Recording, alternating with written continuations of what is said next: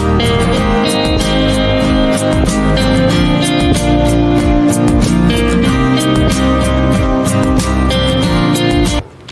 Students, आज electricity का lecture number 2 हम लोग पढ़ेंगे। ठीक है, तो आज हम लोगों को डिस्कस करना है relation between current and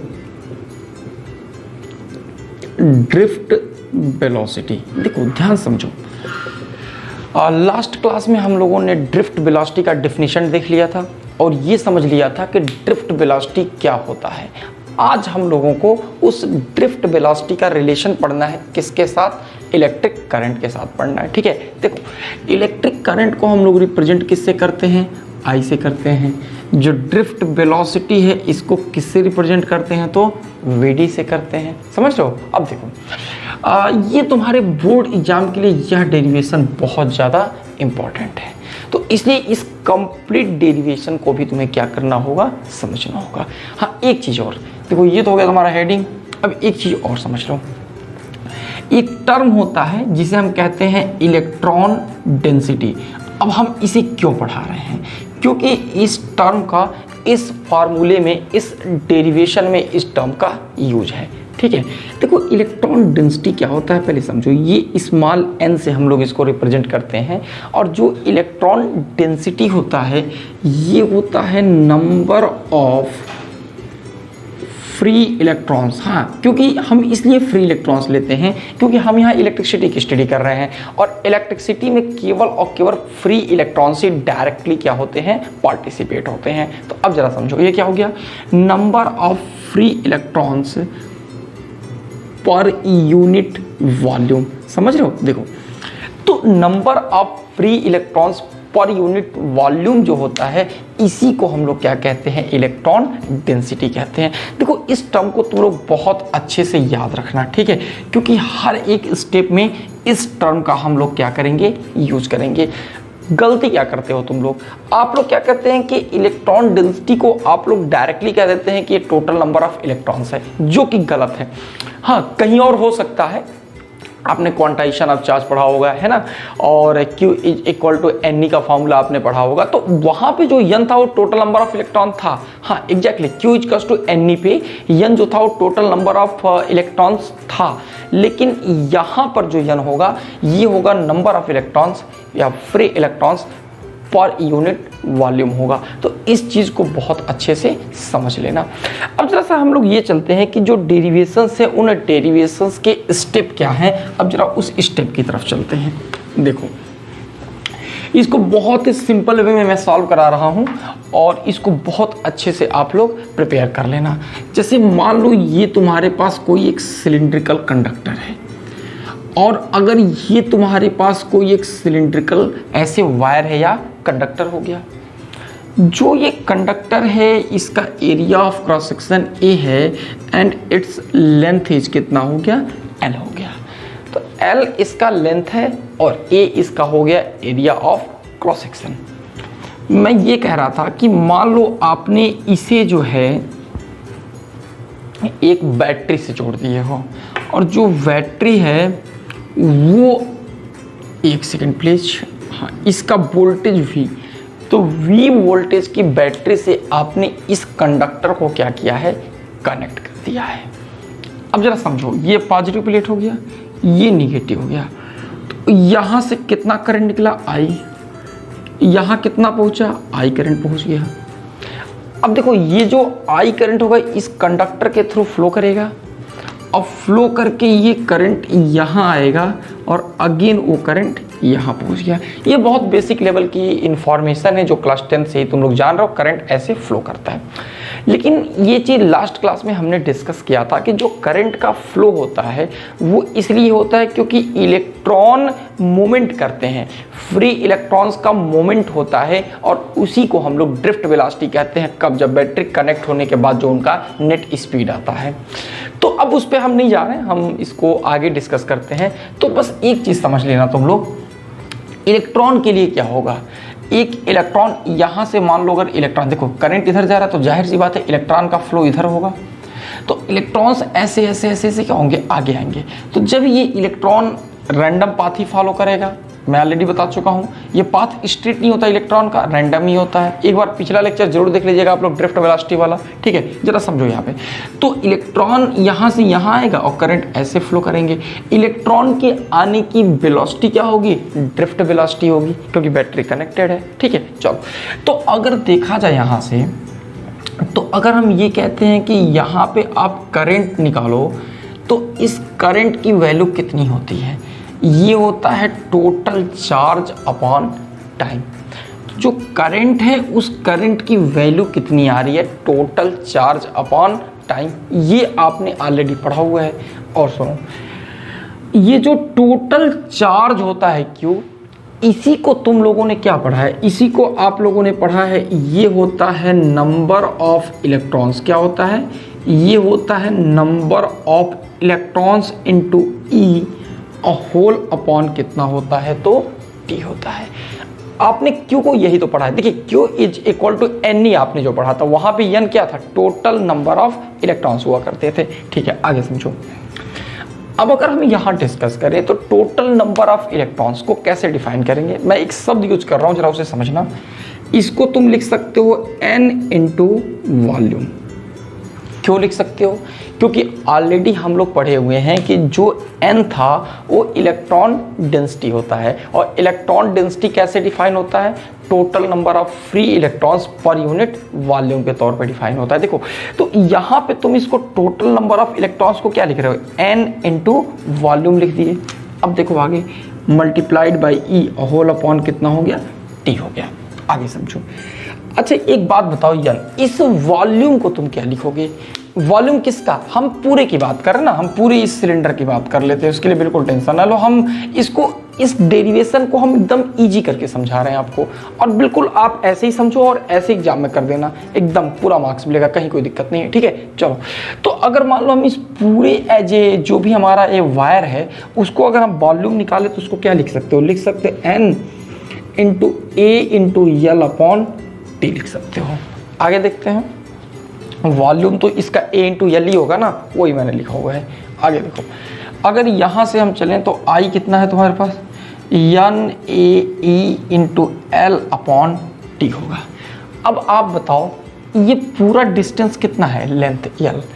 electron को तो ट्रेवल, इलेक्ट्रॉन को अगर करंट फ्लो कराना है, इलेक्ट्रॉन करा रहा है, इलेक्ट्रॉन अपने मोशन की वजह से ही करंट का फ्लो करा रहा है, तो निश्चित रूप से इलेक्ट्रॉन को यहाँ से चल के यहाँ आना ही पड़ेगा।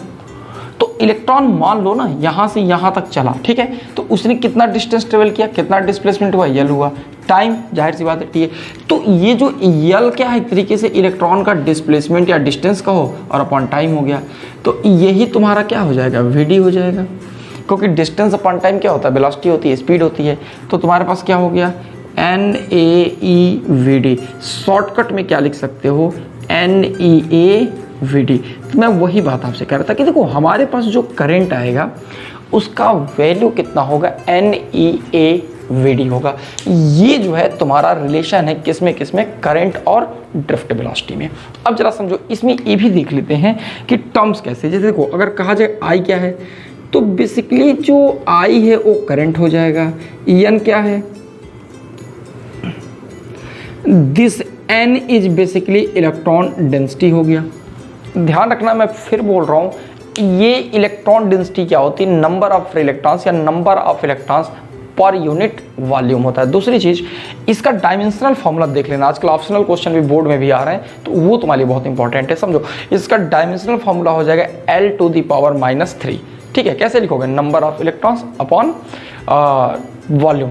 तो इसका अगर डायमेंशन, ये मैं किनारे लिख दे रहा हूँ, इसका डायमेंशन कितना हो जाएगा? L⁻⁻3 हो जाएगा। ये जरूर देख लेना, हो सकता है इसका डायमेंशनल फॉर्मूला अलग से पूछ दिया जाए। ये तो समझ रहे हो, ये क्या है? 4 दाने इलेक्ट्रॉन, लिखने की जरूरत तो है नहीं। 1.6 × 10⁻⁻19 होता है। दूसरी चीज, ये जो ए है ना, ये होता है तुम्हारा एरिया ऑफ क्रॉस सेक्शन। ठीक है, ये क्या है? ये है तुम्हारा area of cross section. And finally अगर वीडी की बात करते हैं, तो जो वीडी होता है, मैं फिर से लिख दे रहा हूँ बेटा, ये हो गया तुम्हारा ड्रिफ्ट वेलोसिटी। किसका? इलेक्ट्रॉन्स का, फ्री इलेक्ट्रॉन्स का। क्या होता है drift velocity, already last lecture में हम लोग अच्छे से डिस्कस कर चुके हैं। तो ये रिलेशन तुमको याद करना बहुत जरूरी है। रिलेशन क्या है, I is equal to NEAVD। ठीक है, चलो तो इसे अच्छे से नोट कर लो पहले तुम लोग, स्क्रीनशॉट ले लो इसका। चलो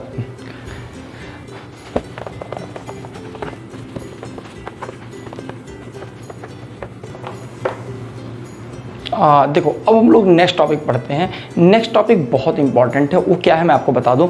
ऑलरेडी आप लोग क्लास 10th में ओम्स लॉ पढ़े होंगे और देखो नेक्स्ट लेक्चर में हम ओम्स लॉ को डिटेल में पढ़ाएंगे भी।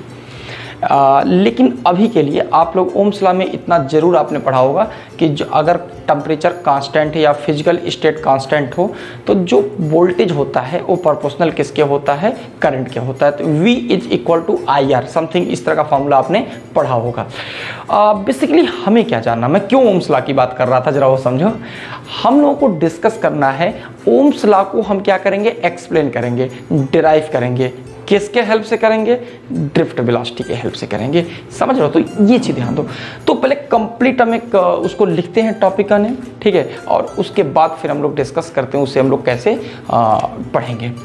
तो टॉपिक ये है कि एक्सप्लेनेशन ऑफ या डेरिवेशन ऑफ ओम्स लॉ कह सकते हो। डेरिवेशन कहना उतना अच्छा तो नहीं है लेकिन ठीक है, एग्जाम में वर्ड्स कई बार यूज किए जाते हैं। Explanation of Ohm's law with the help of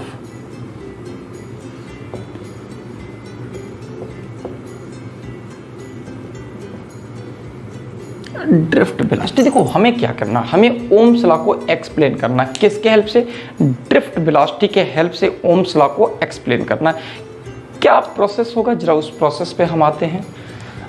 देखो ऐसा होगा, पहले उस कंप्लीट डायग्राम को बनाओ। देखो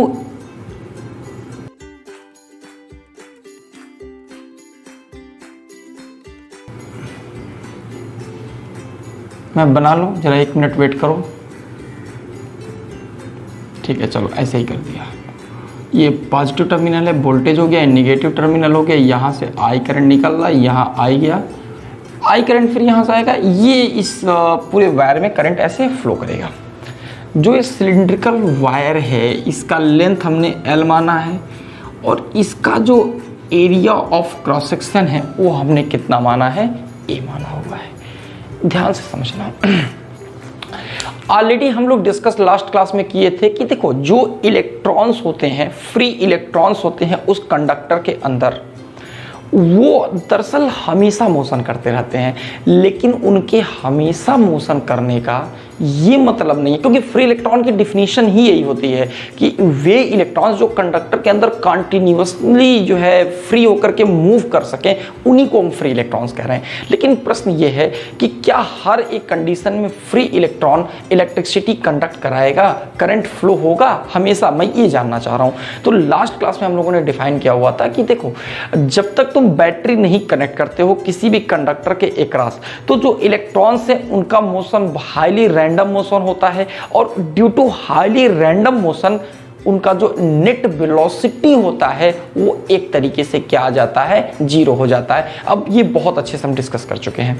तो मैंने क्या बोला कि अगर कभी कहा जाए कि what is the initial velocity of electron, तो इनिशियल का मतलब क्या होता है, कभी बैटरी आपने कनेक्ट नहीं किया या कनेक्ट भी कर रहे हो तो भी उसका कोई इफेक्ट नहीं आया है। तो इलेक्ट्रॉन की अगर इनिशियल वेलोसिटी की बात की जाए तो आप बताएंगे 0। ठीक है, दूसरी चीज, इलेक्ट्रॉन की velocity after connecting the battery, तो बैटरी कनेक्ट होने के बाद जो इलेक्ट्रॉन्स होते हैं उनको एक एक्सटर्नल इलेक्ट्रिक फील्ड के अंतर्गत वो आ जाते हैं, उनको बाहर से एक इन्फ्लुएंस भी मिलने लगता है मोशन का, है ना, वो इलेक्ट्रिक फील्ड उनके ऊपर फोर्स भी अप्लाई करता है। तो उस समय जो वेलोसिटी थी, हाँ मैं फिर बोल रहा हूँ, आफ्टर कनेक्टिंग द बैटरी जो वेलोसिटी थी वही क्या होती है, ड्रिफ्ट वेलोसिटी होती है।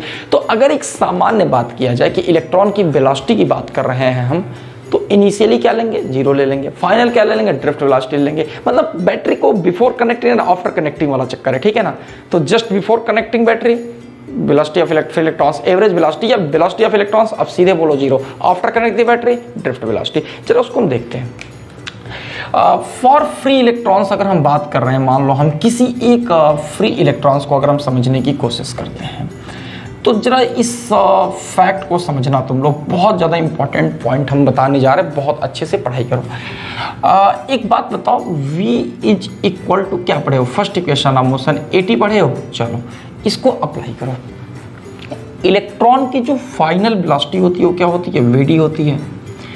इनिशियल वेलोसिटी ऑफ इलेक्ट्रॉन क्या है, वो 0 है, plus acceleration of electron into tau, tau क्या होता है, टाइम ऑफ रिलैक्सेशन होता है। अगर आप यहां से Vd निकालोगे तो क्या होगा, ए की वैल्यू क्या होगी, F अपॉन m, ठीक है। F इज इक्वल्स टू क्या होता है, m में, तो एक्सेलरेशन क्या हो जाएगा, फोर्स अपॉन मास हो जाएगा। फिर देखो आज जो फोर्स है वो क्या होगा जरा समझना, ये सब ऑलरेडी हम लोग डिस्कस कर चुके हैं, ठीक है। फिर भी देखो लास्ट क्लास में हुआ था कि भी ठीक है, इलेक्ट्रॉन है ना, इलेक्ट्रॉन का मोशन कैसे होगा, इधर की ओर होगा। तो इसके ऊपर ये जो फोर्स अप्लाई हो रहा है, इलेक्ट्रिक फोर्स क्यों लग रहा है, क्योंकि बैटरी ने बीच में वोल्टेज या उसको कह सकते हो इलेक्ट्रिक फील्ड अप्लाई कर दिया, इस वजह से इसके ऊपर फोर्स लग रहा है। और ये फोर्स क्या होता है, Q इंटू ई होता है, समझ रहे हो। तो Q इंटू ई तो पढ़े हो फॉर्मूला, बट ये इलेक्ट्रॉन है तो इलेक्ट्रॉन पे चार्ज क्या होता है, E होता है, तो दैट्स वाई यहाँ E लिख लो। तो जो फोर्स हो जाएगा ये कितना होगा, E into E upon M into tau हो गया। ये चीज तो ऑलरेडी हम लोग डिस्कस कर चुके हैं लास्ट क्लास में, फिर भी आगे बढ़ते हैं। एक बात बताओ, आपने क्या पढ़ा है, सिंस आपने इलेक्ट्रिक फील्ड का एक फॉर्मूला पढ़ा होगा, पोटेंशियल डिफरेंस अपॉन डिस्टेंस, या हम लोग ये टॉपिक पोटेंशियल ग्रेडियंट करके एक टॉपिक पढ़े होंगे, ठीक है, उसको प्रिपेयर करो पहले। तो देख लो फार्मूला क्या है, यहाँ पे जीरो से फॉर्मूले से तुम्हारा काम हो जाएगा। देखो अगर इसके बीच में इलेक्ट्रिक फील्ड E है तो जाहिर सी बात है जो इलेक्ट्रिक फील्ड क्या होगा, वोल्टेज अपॉन लेंथ के इक्वल होगा। तो इसके एक क्रॉस वोल्टेज कितना है, V है, और अपान क्या कर दिया, लेंथ कर दिया। एक बात बताओ अब क्या लिखोगे, तो जो यहाँ से Vd होगा ये क्या हो गया, E upon M into V upon L into tau. जरा सा आगे समझने की कोशिश करो, तो यहाँ से जो तुमको ड्रिफ्ट वेलोसिटी मिली वो कितनी मिली, E V tau upon M into L. इसको इक्वेशन 1 बना लो, ठीक है। बस देखो यहाँ तक तुम लोग ऑलरेडी पढ़े थे लास्ट क्लास में, एक नई बात मैंने बताई है, इलेक्ट्रिक फील्ड को वोल्टेज अपॉन लेंथ लिख दिया है। तो आई थिंक आपको इतनी बात समझ में आ गई होगी, आगे चलते हैं। तो देखो ड्रिफ्ट वेलोसिटी का एक एक्सप्रेशन आ गया, और अभी बिल्कुल थोड़ी देर पहले हम लोगों ने एक रिलेशन पढ़ा था, क्या पढ़ा था जरा बताओ, I is equals to NEA Vd। ध्यान देना, मैं फिर बोल रहा हूँ, N वाज इलेक्ट्रॉन डेंसिटी है ना, तो मैं इसलिए बोल रहा था कि तुम भूलो नहीं, ये बच्चे बहुत गलती करते हैं। ये N इलेक्ट्रॉन डेंसिटी है, total number of electrons per unit volume है, ये टोटल नंबर ऑफ इलेक्ट्रॉन नहीं है। अब देखो तो यहाँ से अगर देखोगे तो Vd की वैल्यू कितनी होगी, I अपॉन कितना हो गया, NEA हो गया। ये हो गया आपका इक्वेशन नंबर 2। आगे देखा जाए तो जरा समझने की कोशिश करना, अगर हम लिख सकते हैं फ्रॉम इक्वेशन 1 एंड 2, देखो क्या मिलेगा, दोनों के LHS इक्वल है तो RHS भी इक्वल होगा, और ये हो जाएगा E V tau upon M L and it will be equals to I upon NEA। तो जो V होगा इसकी वैल्यू कितनी होगी, ml इंटू आई अपॉन NE, इधर आ गया E square A into tau.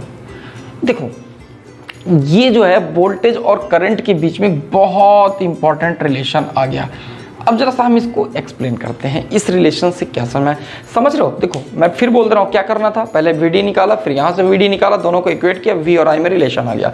क्योंकि हमारा जो लक्ष्य है, लक्ष्य किसको हमें एक्सप्लेन करना है, हमें ओम्स लॉ को करना है। और ओम्स लॉ को अगर कभी भी आप एक्सप्लेन करना चाहोगे तो वोल्टेज और करंट का रिलेशन ही चाहिए, क्योंकि ओम्स लॉ उसीलिए जाना जाता है क्योंकि वोल्टेज और करंट के बीच में एक स्पेसिफिक रिलेशनशिप देता है और ओम्स लॉ, ठीक है, वो चीज़ इंपॉर्टेंट है तुम्हारे लिए। चलो आगे देखते हैं। तो यहाँ से वोल्टेज तुम्हारे पास इतना आ गया। अब जरा इसका नाम लिखते हैं, V क्या है, चलो मैं V और I का तो नाम नहीं लिखना पड़ेगा, समझ रहे हो, मैं किनारे लिख दे रहा हूँ। V क्या है, वोल्टेज या पोटेंशियल डिफरेंस कहते हैं इसे हम लोग। I क्या है, I करंट है। चलो ये दो अलग तरह की चीज़ें हो गई। इनके अलावा देखो क्या क्या है, M क्या है, M जो होता है वो होता है मास ऑफ इलेक्ट्रॉन हो गया। L क्या है, लेंथ ऑफ कंडक्टर या लेंथ ऑफ वायर। अब जरा सोचो A क्या है, A is the area of cross section हो गया, ऑफ वायर हो गया, ठीक है। आगे देखो यहाँ से और क्या है, tau, tau is the time of relaxation हो गया। बताया था मैंने electron after connecting the battery, जब इलेक्ट्रॉन ड्रिफ्ट वेलोसिटी से चलता है तो उस समय दो सक्सेसिव कोलिजन, इलेक्ट्रॉन बताया था ना उसके बाद भी कोलाइड करता है ना, तो दो सक्सेसिव कोलिजन मतलब क्रमागत एक के बाद ठीक दूसरे जो कोलिजन के बीच का जो टाइम होता है वही टाइम ऑफ रिलैक्सेशन होता है। यहाँ से अगर देखोगे तो ईएन क्या है, ईएन बहुत दिन से बता रहा हूँ मैं, बहुत देर से बता रहा हूँ सॉरी, इलेक्ट्रॉन डेंसिटी है बेसिकली ये, हाँ ये इलेक्ट्रॉन डेंसिटी हो गया तुम्हारा। और अगर इसके बाद आगे देखोगे ई बच रहा है, ई क्या है, चार्ज ऑन इलेक्ट्रॉन, तो 1.6 इंटू 10⁻⁻19 कूलम को। तो ये सारे नाम हमने लिख दिए। एक काम करो इसका स्क्रीनशॉट ले लो, नोट्स लेकिन जरूर बना लेना बाद में तुम लोग, ठीक है। अभी स्क्रीनशॉट इसका ले लो क्योंकि इसमें बहुत सारी बातें भी और एक्सप्लेन करनी है मुझे। चलो आगे देखते हैं। मैं इसलिए बोला स्क्रीनशॉट के लिए क्योंकि इधर की चीज़ों को मैं इरेज कर दूंगा और फिर हम लोग डिफाइन करते हैं कि हम लोगों को बेसिकली क्या रिजल्ट मिल रहा है यहां से।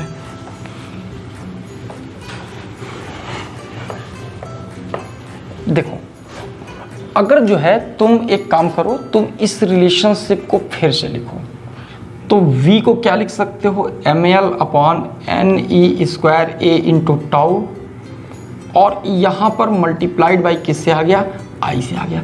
एक बात बताओ, यहाँ पे वोल्टेज और करंट को छोड़ के जितने भी टर्म्स हैं, जैसे समझो ये जो भी टर्म्स है जरा उसका मतलब समझो, मास ऑफ इलेक्ट्रॉन हो गया, लेंथ ऑफ कंडक्टर हो गया, एरिया ऑफ क्रॉस सेक्शन हो गया, टाइम ऑफ रिलैक्सेशन हो गया, इलेक्ट्रॉन डेंसिटी हो गया, ई हो गया, ये सारी चीजें कांस्टेंट होती हैं। सारी चीजें क्या हैं, ये सब क्या हैं, ये सब कांस्टेंट हैं, बशर्ते मैं आपसे एक बात थोड़ी सी और यहाँ पे कंसंट्रेट करिए। देखो जो मास ऑफ इलेक्ट्रॉन, हाँ वो मैं जो बात है उसको कंप्लीट कर दूं, टेम्परेचर कांस्टेंट होने पे ही ये सब कांस्टेंट होगा, है ना। जो मैं बशर्ते कहा के छोड़ा था ना, वो टेम्परेचर कांस्टेंट होने पे ही ये सब कांस्टेंट होगा। उसको जरा सा अच्छे से डिफाइन कर लेते हैं। तो यम क्या है, मास ऑफ इलेक्ट्रॉन है। देखिए इसकी वैल्यू कभी नहीं बदलेगी, ये तो हमेशा के लिए कांस्टेंट हो गया। और देखो ये जो ई है इसकी भी वैल्यू कभी नहीं बदलेगी। इलेक्ट्रॉन डेंसिटी, देखो एक बात समझ लो, इलेक्ट्रॉन डेंसिटी की अगर बात की जाए, ये सिर्फ और सिर्फ किस पर डिपेंड करेगा, नेचर ऑफ मटेरियल पर डिपेंड करेगा। अगर different types of the nature of material है, अलग अलग तरह के अगर मटेरियल्स हैं, जैसे कॉपर हो गया, आयरन हो गया, तो फिर कॉपर का जो इलेक्ट्रॉन डेंसिटी होगा वो अलग होगा और जो आयरन का इलेक्ट्रॉन डेंसिटी होगा वो अलग होगा, ठीक है। तो ये चीज़ देखो, तो अगर हम वही बोले कि अगर हम मटेरियल नहीं चेंज करते हैं तो फिर इलेक्ट्रॉन डेंसिटी भी सेम रहेगा। दूसरी चीज़, ये जो टाइम ऑफ रिलैक्सेशन है ये डायरेक्टली कोरिलेट किससे होता है, ये टेम्परेचर से कोरिलेट होता है। मैं पहले मेरी बात समझ लो, अगर मान लो किसी भी कंडक्टर का तुम टेम्परेचर बढ़ाओगे तो टेम्परेचर बढ़ाओगे तो जो इलेक्ट्रॉन है उनको जो मोमेंट है वो क्या होगा, तेज होगा, तो इलेक्ट्रॉन की वेलोसिटी क्या होगी, बढ़ेगी। मैं फिर बोल रहा हूँ, टेम्परेचर बढ़ाओगे तो इलेक्ट्रॉन तेजी से चलेंगे, और जब इलेक्ट्रॉन की वेलोसिटी बढ़ेगी, स्पीड बढ़ेगी, तो दो कोलिजन के बीच का जो टाइम है ना, वो टाइम क्या हो जाएगा, वो घट जाएगा। इलेक्ट्रॉन तेज चलेंगे तो कम समय में एक कोलाइड से दूसरे कोलाइड पे पहुंचेंगे। तो कहने का मतलब टाइम ऑफ रिलैक्सेशन घटता है टेम्परेचर बढ़ने के साथ। क्या मतलब है, मतलब यहाँ पर यह हो गया कि टाइम ऑफ रिलैक्सेशन भी डायरेक्टली डिपेंड किस पे होता है, टेम्परेचर पे। दूसरी चीज, एरिया ऑफ क्रॉस सेक्शन है और जो लेंथ ऑफ वायर है, ये दोनों भी चीजें एक वायर पर ही क्या होती हैं, निर्भर करती है। लेंथ भी निर्भर करता है और एरिया ऑफ क्रॉस सेक्शन भी निर्भर करता है।